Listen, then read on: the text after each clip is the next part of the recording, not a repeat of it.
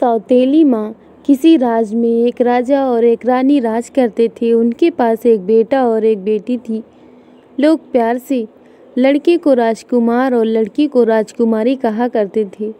एक दिन अचानक किसी कारणवश रानी की मृत्यु हो गई। राज्य के प्रजा बहुत दुखी थे। अब राजकुमार और राजकुमारी अकेला पड़ गए। कुछ दिन बीतने पर राजा ने दूसरी शादी करने का फैसला किया। राज्य दरबारियों ने राजा को दूसरी शादी करने से मना किया, परंतु राजा ने दरबारियों की एक भी न सुनी। अगले दिन राजा ने दूसरी शादी कर ली। दूसरी शादी करते ही दोनों भाई बहन और अकेलेपन को महसूस करने लगा। राजा नई रानी के प्यार में लीन हो गया। राजा के पास 14 जोड़ा गया था।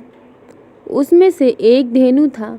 न्याय की रानी को 1 साल बाद एक लड़का पैदा हुआ।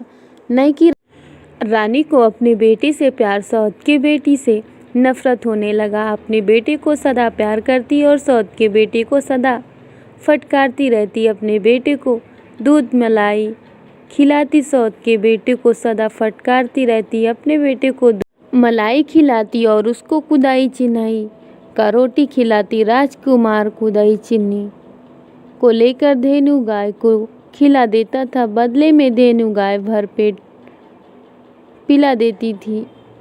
कुछ दिन बाद मन ही मन रानी सोचने लगी, मैं अपने बेटे को दाल भात दूध मलिदा खिलाती हूँ, फिर भी स्वास्थ्य ठीक नहीं है, और उसको कुदाई चीनी खिलाती हूँ और फिर भी स्वास्थ्य बहुत अच्छा है। इसी प्रकार नफरत की दुनिया में कई साल बीत गया। एक दिन की बात है, धेनु गाय राजकुमार से बोली, राजकुमार, जब से तुम्हारी माँ मर गई तब से मेरा खाना पीना दुश्वार हो गया है। न्याय की रानी तो कभी भी आत्मा से खाना नहीं देती हैं। यदि मैं आज तक इस खूंटे पर रहा तो सिर्फ तेरे खातिर। अब तुम्हारा दुख मुझसे देखा नहीं जाता।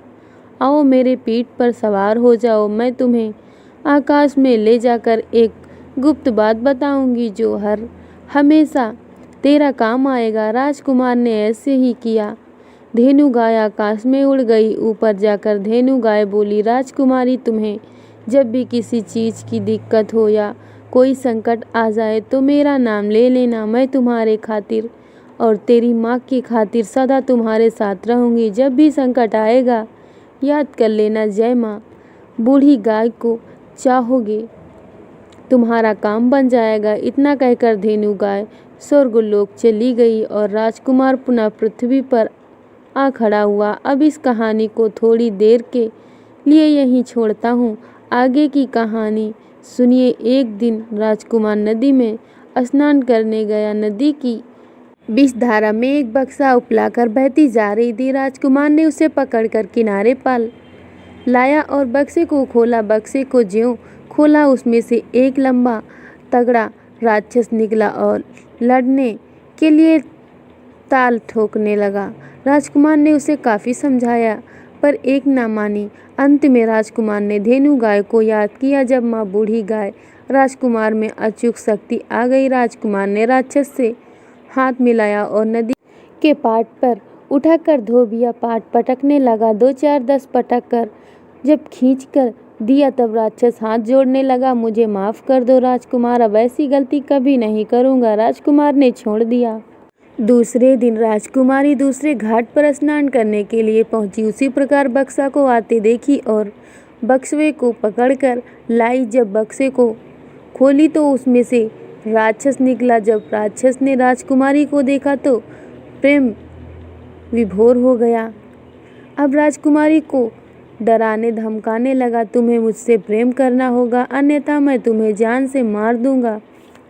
राजकुमारी बोली, मेरा भाई जब जानेगा कि मैं तुमसे प्रेम करती हूँ तो वह मुझे जिंदा नहीं छोड़ेगा।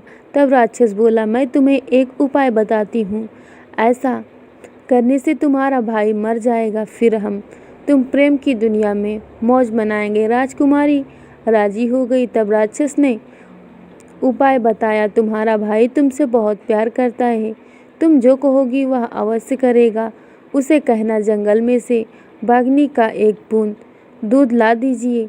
वह जो ही दूध लाने जाएगा उसे जंगली जानवर मारकर खा जाएगा। राजकुमारी ने घर जाकर अपने भाई से ऐसा ही कहने को कहा। राजकुमार सोचा बहन को कोई आवश्यकता पड़ गई होगी, इसीलिए दूध लाने को कहती हैं। राजकुमार दूध लाने के लिए जंगल की ओर चल पड़ा। जब वह जंगल में पहुंचा तो देखा कि बाघ बाघनी का बच्चा मांद पर खेल रहा है। एक हिंसक जानवर बाघनी के बच्चों को मारने के लिए दौड़ आ रहा था। तभी राजकुमार ने बाघनी के बच्चों को लेकर एक पेड़ पर चढ़ गया। बहुत देर बाद जब बाघ बाघनी पहुंची तो अपने बच्चों को न देखकर घबराई। जब बाघनी की नज़र पेड़ पर पड़ी तो एकाएक राजकुमार पर टूट पड़की, परंतु बाघनी के बच्चे ने कहा, इसे मत मारो, इसी ने आज हमारा जान बचाया, वरना एक जानवर मुझे मार डालता। ये बात सुनकर बाघ बाघनी बड़ी खुश हुई। बाघनी बोली, राजकुमार नीचे उतरो और तुम्हें जो चाहिए मांग लो। राजकुमार ने एक बूंद दूध मांगा। तब बाघनी ने खुश होकर एक बूंद के बदले एक बाल्टी दूध दिया। जब राजकुमार जाने लगा तब बाघ बोला, रुक जाओ राजकुमार, हम सब भी तुम्हारे साथ चलेंगे। एक ऐसा कहकर बाघ बाघनी तथा बच्चे के से सब राजकुमार के साथ चल दिया। जब राजकुमारी ने एक बूंद दूध के बदले एक बाल्टी दूध और साथ में बाघ बाघनी देखा तो दोनों तले अंगुली दबा गई। दौड़ी दौड़ी नदी किनारे पहुंची। जब राक्षस ने सारा कहानी सुना तो उसका अक्ल फीका पड़ गया। फिर भी अपने समझ में एक और जानलेवा तरकीब निकाली। राक्षस ने राजकुमारी को बताया, आज अपने भाई से कहना कि उसी जंगल में से एक गूलर का फूल दो। राजकुमारी घर गई और अपने भाई से बताई कि मुझे गूलर का एक फूल चाहिए। भाई जंगल जाने को तैयार हो गया। अब गूलर पेड़ की कहानी सुनिए। इस गूलर पर 7 जोड़ा चुड़ैल रहती थी। जो कोई गूलर को छूता उसकी मौत निश्चित थी। राजकुमार पेड़ के निकट पहुंचा। ज्यों ही पेड़ पर चढ़ने लगा कि चुड़ैलों ने हड़बड़ मचाना शुरू कर दिया। सबके सब राजकुमार को मारने के लिए हाथ पैर खींचने लगा। राजकुमार का अक्ल गुम हो रहा था। अंत में उसे बूढ़ी गाय का नाम याद आया। जय माँ बूढ़ी गाय। इतना कहते ही राजकुमार में अचूक बल उत्पन्न हुआ। तब राजकुमार सभी चुड़ैलों को बाल पकड़ कर पेड़ की डाल पर पटकने लगा। जब चुड़ैल बोली, मुझे माफ़ कर दो राजकुमार, तुम्हें जो चाहिए मांग लो। तब राजकुमार ने एक गूलर की बात कही, लेकिन एक गूलर को कौन कहे। सभी चुड़ैल मिलकर बोली, राजकुमार तुम्हें एक गूलर तो क्या, मैं समूचे पेड़ उठाए चलती हूँ। ऐसा कहकर सभी चुड़ैल ने गूलर को समूचे पेड़ ही उठा लिया और घर तक पहुँचा दिया। जब राजकुमारी देखी तो दौड़ी दौड़ी नदी किनारे पहुँच गई। राक्षस को सारी कहानी सुनाई। राक्षस आश्चर्य में पड़ गया। फिर भी अंत में एक अंतिम अचूक जानलेवा उपाय बताया। कार्तिक का महीना था। अपने भाई से कहना गेहूं का एक बाल ला दे। बहन गई और भाई बोली, भैया एक सामान और ला दीजिए, मुझे गेहूं का एक बाल ला दीजिए। कार्तिक का महीना था। 20 कट्ठा में एक गेहूं का खेत था। यह खेत परी का था। खेत में इस प्लॉट में एक कुआं था। इसी कुएं में 7 परी रहती थी। यदि कोई भी व्यक्ति बाल को छूता तो सभी परी मिलकर उसे मार डालती। राजकुमार खेत में ज्यों ही पहुंचा त्यों ही 7 परी निकलकर कुएं पर खड़ी हो गई। राजकुमार ने एक बाल को तोड़ा। 7 परी राजकुमार को दंग करने लगी।